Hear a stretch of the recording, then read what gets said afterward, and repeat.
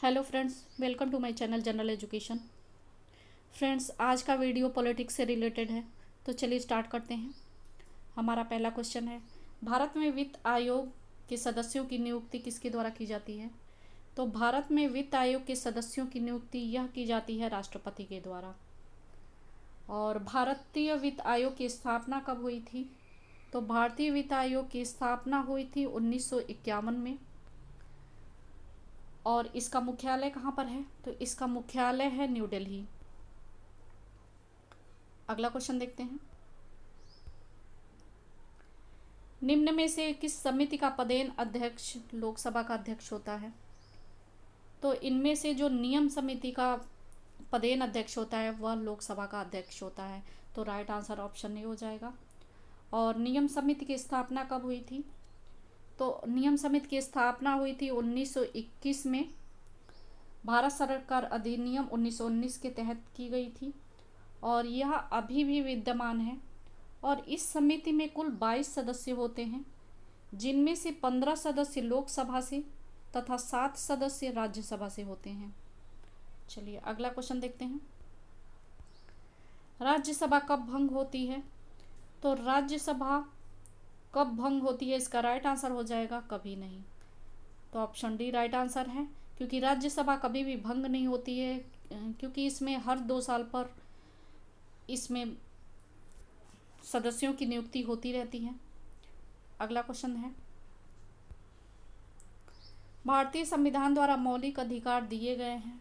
तो भारतीय संविधान द्वारा मौलिक अधिकार समस्त देशवासियों को दिए गए हैं। तो राइट आंसर ऑप्शन बी हो जाएगा। अगला क्वेश्चन देखते हैं, भारतीय संविधान में मौलिक कर्तव्य कब सम्मिलित किए गए थे? तो भारतीय संविधान में मौलिक कर्तव्य सम्मिलित किए गए थे 1976 में, यानी 1976 में। और प्रेजेंट टाइम में मौलिक कर्तव्यों की संख्या 11 है। अगला क्वेश्चन है, भारत में मंत्रिमंडल सामूहिक रूप से किसका जवाबदेही होता है? तो भारत में मंत्रिमंडल सामूहिक रूप से लोकसभा का जवाबदेही होता है। तो ऑप्शन बी राइट आंसर है। अगला क्वेश्चन देखते हैं, भारतीय गणतंत्र में किसी राज्य की सदस्यता है? तो भारतीय गणतंत्र में किसी राज्य की सदस्यता अनिवार्य होती है। तो राइट आंसर ऑप्शन ए है। अगला क्वेश्चन देखते हैं, धर्मनिरपेक्ष राष्ट्र का अर्थ क्या होता है? तो धर्मनिरपेक्ष राष्ट्र का अर्थ होता है धर्म विरहित राष्ट्र, यानी किसी के ऊपर भी कोई किसी भी धर्म की पाबंदी नहीं है, हर कोई स्वतंत्र है अपना धर्म का पालन करने के लिए।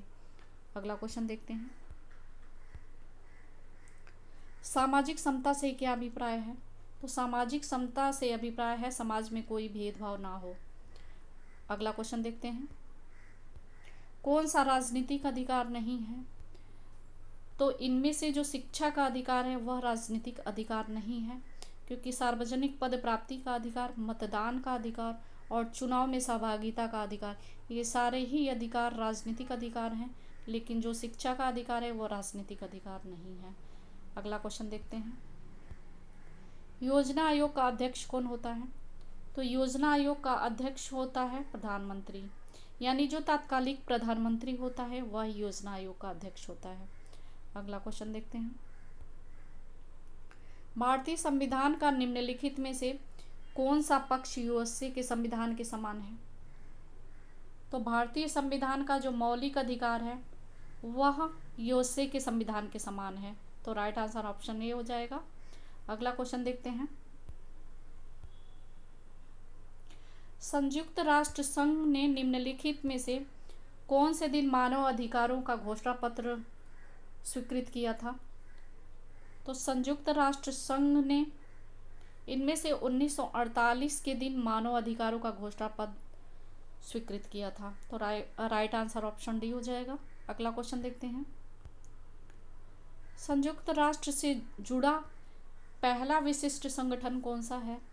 तो संयुक्त राष्ट्र से जुड़ा पहला विशिष्ट संगठन है अंतर्राष्ट्रीय श्रम संगठन, और इसे इंटरनेशनल लेबर ऑर्गेनाइजेशन भी कहते हैं। और इसकी स्थापना कब हुई थी? तो इसकी स्थापना हुई थी 1919 में। और इसका मुख्यालय कहाँ पर है? तो इसका मुख्यालय है स्विट्जरलैंड के जिनेवा में। अगला क्वेश्चन है, स्वतंत्र भारत के प्रथम वित्त मंत्री कौन थे? तो स्वतंत्र भारत के प्रथम वित्त मंत्री थे डॉक्टर जॉन मथाई। तो राइट आंसर ऑप्शन नहीं हो जाएगा। अगला क्वेश्चन देखते हैं, स्वतंत्र भारत के प्रथम रक्षा मंत्री कौन थे? तो स्वतंत्र भारत के प्रथम रक्षा मंत्री थे सरदार वल्लभ भाई पटेल। अगला क्वेश्चन है, स्वतंत्र भारत के प्रथम कानून मंत्री कौन थे? तो स्वतंत्र भारत के प्रथम कानून मंत्री थे डॉक्टर BR Ambedkar. Option B right answer है। अगला क्वेश्चन देखते हैं, कौन से प्रधानमंत्री एक दिन भी संसद नहीं गए हैं? तो इसका राइट आंसर है चौधरी चरण सिंह। चौधरी चरण सिंह एक ऐसे प्रधानमंत्री हैं जो एक दिन भी संसद नहीं गए थे। अगला क्वेश्चन देखते हैं, किस प्रधानमंत्री की नियुक्ति के समय वे किसी भी सदन के सदस्य नहीं थे? तो ऐसे कौन से प्रधानमंत्री हैं जब उनकी नियुक्ति हुई थी प्रधानमंत्री पद पर तो वो किसी भी सदन के सदस्य नहीं थे?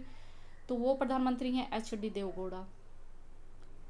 हालांकि कोई भी प्रधानमंत्री जो होते हैं वो लोकसभा के सदस्य होते हैं, लेकिन HD देवगौड़ा जो थे वो किसी भी सदन यानी लोकसभा के ना और ना ही राज्यसभा, इन दोनों में से किसी भी सदन के सदस्य नहीं थे। अगला क्वेश्चन देखते हैं, सबसे कम आयु के प्रधानमंत्री कौन बने थे? तो सबसे कम आयु के प्रधानमंत्री बने थे राजीव गांधी। तो राइट आंसर ऑप्शन नहीं हो जाएगा। अगला क्वेश्चन देखते हैं, भारतीय राष्ट्रीय कांग्रेस से त्यागपत्र देने के बाद सुभाष चंद्र बोस ने निम्नलिखित की स्थापना की थी। तो भारतीय राष्ट्रीय कांग्रेस से त्यागपत्र देने के बाद सुभाष चंद्र बोस ने फॉरवर्ड ब्लॉक की स्थापना की थी। तो राइट आंसर ऑप्शन डी हो जाएगा। अगला क्वेश्चन देखते हैं, भारत के उत्थान के लिए जन चेतना जगाने हेतु किसने लंदन में ईस्ट इंडिया कंपनी एसोसिएशन की स्थापना की थी? तो इसका राइट आंसर हो जाएगा दादा भाई नौरोजी। दादा भाई नौरोजी ने भारत के उत्थान के लिए जन चेतना को जगाने हेतु लंदन में ईस्ट इंडिया कंपनी एसोसिएशन की स्थापना की थी। अगला क्वेश्चन है, नमक सत्याग्रह के दौरान निम्न में से कौन गांधी जी से जुड़े थे? तो नमक सत्याग्रह के दौरान गांधी जी से जुड़ने वाले थे सरोजनी नायडू। तो राइट आंसर ऑप्शन बी हो जाएगा। अगला क्वेश्चन देखते हैं, स्वराज मेरा जन्मसिद्ध अधिकार है, यह किसने कहा था? तो स्वराज मेरा जन्मसिद्ध अधिकार है, यह नारा दिया था लोकमान्य तिलक ने। अगला क्वेश्चन है, भारत छोड़ो आंदोलन कांग्रेस ने कब शुरू किया था? तो भारत छोड़ो आंदोलन कांग्रेस ने 1942 में शुरू किया था, यानी 1942 में। तो ऑप्शन डी राइट आंसर है। तो फ्रेंड्स, हमारा वीडियो कैसा लगा आपको? अगर पसंद आए तो प्लीज़ इसे एक लाइक करिएगा और हमारे चैनल को सब्सक्राइब भी करिएगा। और वीडियो देखने के लिए थैंक यू वेरी मच।